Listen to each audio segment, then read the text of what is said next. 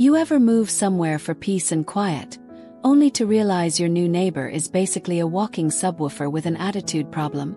Yeah. That was my first week in the swamplands. But when he ignored my knock, I decided to answer his music with mine. Beat pause.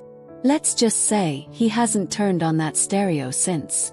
If you've ever had a neighbor who thought the world was their personal concert venue, hit that like button right now, because this story is for every quiet person who just wanted a little respect. Subscribe if you believe that karma sometimes comes with a killer bass drop.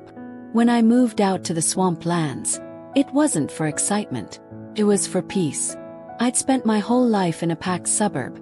Car alarms, leaf blowers, barking dogs at 2 a.m. I was done. So I bought this beautiful 3-acre property, surrounded by trees and open air. My house sits at the back left corner, far from the road. Perfectly isolated. The kind of quiet where you can hear your own heartbeat. At least, that's what I thought I was buying. Because peace is only as good as your neighbors. To my right there's this family, husband, wife, 2 kids.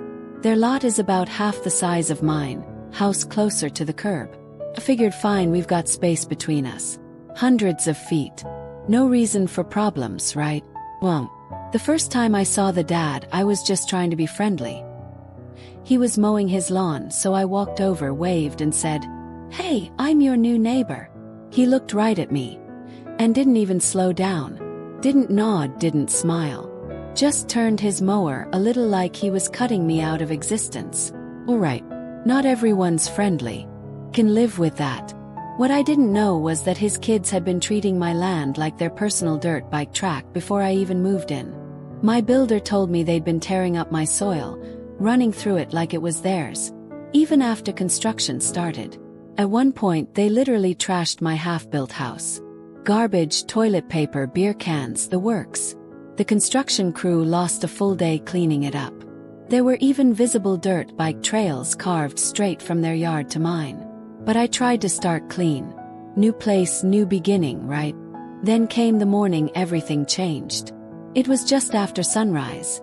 That still, misty kind of morning where the air feels heavy and peaceful. Until it wasn't. I woke up to a relentless pounding sound. First, I thought someone was hammering on my door. It was that loud, that close. I sat up, heart racing. The banging didn't stop. I threw on clothes, stumbled outside, and the sound shifted. It wasn't knocking. It was bass. Deep, shaking, gut-punching bass. Spanish rap music, the kind with that same recycled beat. 1, 2, 3, 4. Boom, boom, boom, boom. Boom, boom, boom, boom. And here's the thing. Our houses are hundreds of feet apart. There's absolutely no reason I should be hearing anything. But it was vibrating my windows. I could feel it in my ribs. I tried to be civil. I really did. I walked over, knocked on his door, calm, polite. Waited. Nothing. I could hear voices inside, could even see movement through the curtain. They were home. They just ignored me. And the music didn't drop 1 decibel. That's when something inside me clicked. You know that feeling when you've done everything right, been kind, patient, and someone keeps stepping on you anyway? That flash of heat in your chest when you realize they think they can just get away with it. That was me. See, I've got a truck. And in that truck, an upgraded sound system. It's not subtle. It's not quiet. If this guy wanted to play musical chicken, I was ready to go nuclear. So I backed my truck up. Not all the way to his house, but right to the edge of my property line. Close enough for him to feel it, far enough to keep it legal. And I queued up something special. Lear. Raining blood. Pure, unfiltered, thrash metal chaos. I turned the volume up until my mirrors shook. The first few guitar notes sliced through the air like thunder. And then the storm hit. The guitars screamed. The drums hit like machine gun fire.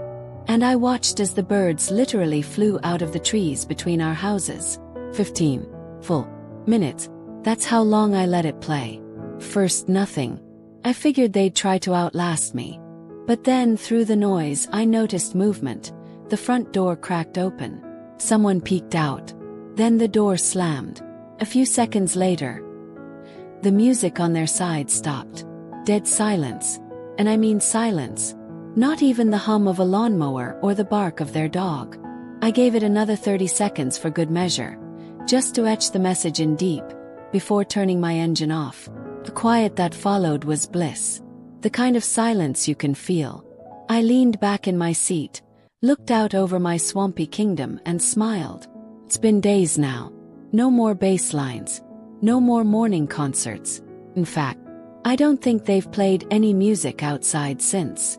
When I pass them on the road, the dad doesn't look at me anymore. But honestly, I'll take that over him pretending my land is his playground. It's funny. I didn't even have to say a word. The message was clear.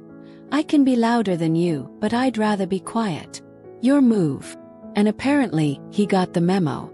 That first moment when I turned off my stereo and realized, total silence, it was like the air got lighter.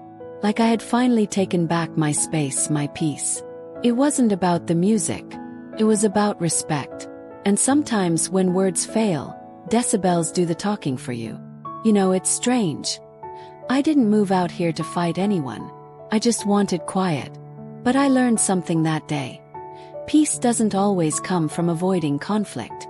Sometimes, peace has to be earned, one Slayer solo at a time. If this story gave you that sweet taste of justice, hit that like button and tell me in the comments, what's the pettiest revenge you've ever pulled off? And if you're new here, subscribe for more real-life stories that prove karma always knows how to keep the beat. Until next time, keep your peace loud enough to protect it.